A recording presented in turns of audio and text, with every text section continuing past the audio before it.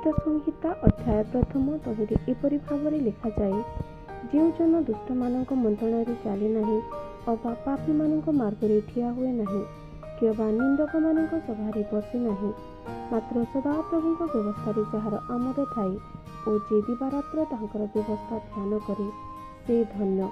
जो वृक्ष जलस्रोत निकटरे रोपित से स्वसमय फल उत्पन्न करे, जार पत्र ही मलिन हुए नहीं, एपरि वृक्ष सदृश से हेब, पुणी से जहा करी ताहा सफल हेब। दुष्ट माने से प्रकार नुहंती, मात्र वायु द्वारा चालित तुषतुल्य अटंती। एही तु दुष्ट माने विचार स्थान रे अबा पापी माने धार्मिक मानक मंडली रे ठिया हेबे नाही, कारण सदाप्रभु धार्मिक मानक पथ जानती, मात्र दुष्ट मानक पथ विनष्ट हेब।